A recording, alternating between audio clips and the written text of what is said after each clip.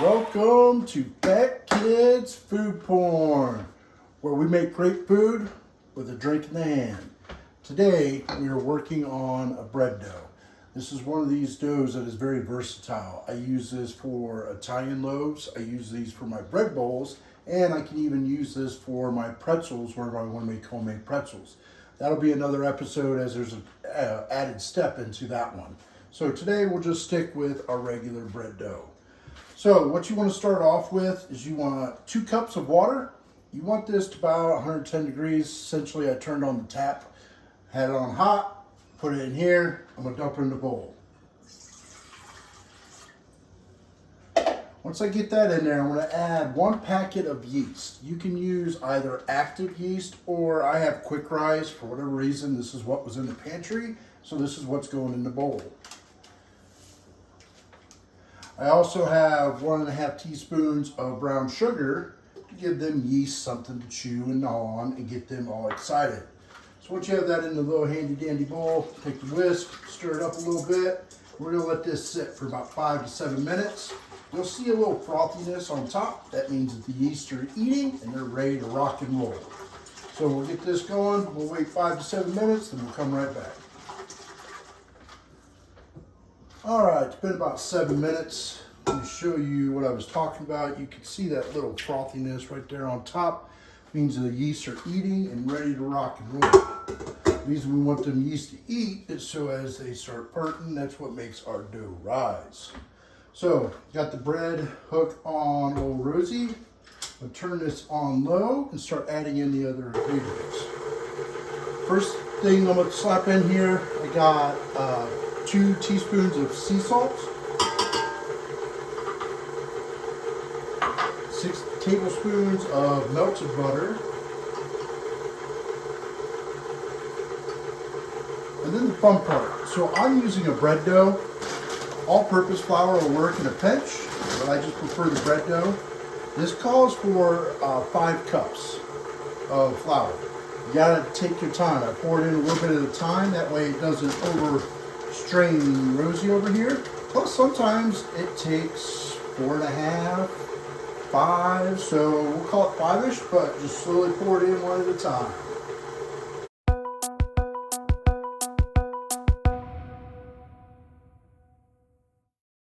As you can see, I'm doing my best not to make a mess because I don't want to hear wifey screaming and yelling because the kitchen's a hot mess.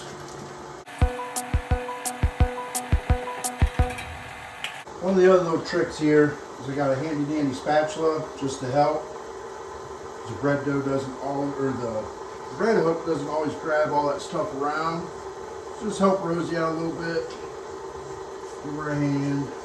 All right, let's go with number 4. Let's see how it's coming along. Then the 5th one, I'll just sit here. What you're looking for from your dough is you want it tacky. You don't want it sticky, but you want it tacky. So as it's sitting here kneading, let mine knead for a while. I put Rosie through her paces to make sure that it really kneads this dough. I've heard that you can hand knead this, but Fat Kid ain't playing that game. I'm gonna put Rosie through her paces. And start adding in that 5th cup a little bit at a time. One of the things I learned here too, if you put too much in while it's whipping around, it'll start throwing flowers. So be mindful of that. Especially if you have a crazy red-headed wife sitting at home. Alright, it looks like today's batch is going to take 4 3/4, we call it. Everyone says that bread is such a mystery and that you have to be so exact. I haven't ran into that yet. So, you got to get in there, play with your food a little bit, experiment, try different things. This recipe I know that works. I've replicated it a few times over now. All my friends and relatives are dying to try Chad's bread. We're going to let that knead. We'll start picking up some of this mess and get ready for the next step. Alright, I think Rosie has beat that, or kneaded it, whichever way you want to look at it. As I said, you want it tacky, not sticky. So I'm going to keep that in there for a moment. You need your big bowl, any kind of bowl you use. One of the main things you want is something that you can cover. I've got a handy dandy pot lid that I'm going to use that for. Break out the extra virgin olive oil and lube up the old bowl. Essentially, I'm just going to go all the way. Make sure you go up the sides because this dough is going to rise, essentially double in size. So you want to make sure that it's got all of this. Plus, whenever you go to the next step, having a little bit of oil makes it really easier to handle. All lubed up. Let's slap our dough ball in there. I spin it around, make sure that I get the olive oil all over that dough. One of the things with bread that makes it, I don't want to say difficult, but why people shy away from it is very time consuming. As you're going to see, we got to let this rise for an hour. So if you don't have some chores or some drinking to do, it can eat up some time. But I've got a little bit of both to do. So what I'm going to do is I'm going to cover this up. I'm going to stick this in the oven, which is not turned on, but I'm going to turn on the light. I'm going to let it sit in there for an hour, let it rise, double in size, and then we'll be back. All right, it's been an hour. Pull the dough out. As you can see, it's doubled in size and it's ready to rock and roll. The yeast have done their job. So remember, I still had some of that flour left over. So what I'm actually going to do is use that for whenever I want to keep this not from sticking to the countertop as I work the different loaves together. So this is just where I'm going to set it at. I'm not actually going to work it in there. I'm going to give somewhere because I'm going to actually let this rest again for about 30 minutes for each piece that I'm doing. So today I'm going to make an Italian loaf of bread and I'm going to make a bread bowl out of this.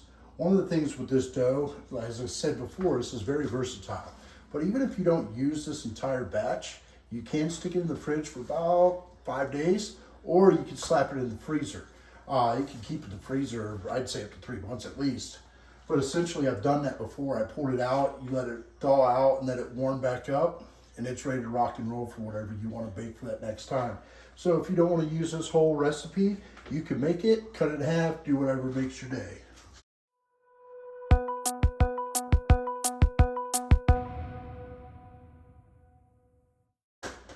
One of the other nice things with this olive oil on here, it's helping it not to stick to the countertop as well. So kind of a win-win. So first one, what I'm going to do is I'm actually going to make my bread bowl. One of the things what you want to do is you want to work this around. Actually, I think I want a little bit more. Because this, while we were waiting that hour, I made some spinach dip. The wife demanded it. So if you're going to have spinach dip, you got to have a bread bowl to stick it in. But what I'm doing is I'm kind of wrapping it around because you want a smooth texture on top because that's what you're going to see. And you just roll it around there, pinch it all up underneath of it, give it that nice smooth exterior. I'm going to set it here on the flour. Next one, I'm going to do an Italian loaf. Essentially all I'm going to do is I'm going to roll this out. One of the things whenever you bake this though, you see all those little slight imperfections too. It just gives the bread a little life of its own. But essentially what I want to do is I'm going to set these over here. I want them to set for another 30 minutes. What I'm going to do is I'm going to preheat my oven to 410. Let that come to heat while these are sitting here. I'm going to slap a paper towel with some water over top while they're sitting there chilling out, and we'll go from there. All right, had these resting for about another 20 minutes. Let them rise again. Next step here, got one cracked egg. We'll just get this blended up. And we'll put an egg wash on top of these. This is what gives them that nice golden brown whenever you go to cook these. One thing you could do, and I've tried this and it actually works out really well, is I'll put them in for about half the time, pull it back out, put another egg wash on it, and then finish them off. It just gives them that deeper brown color. With my Italian bread, I'm going to do some diagonal slices, just so it looks nice and pretty. Plus it helps it to cook as well. And then the egg wash will go down in those slits as well.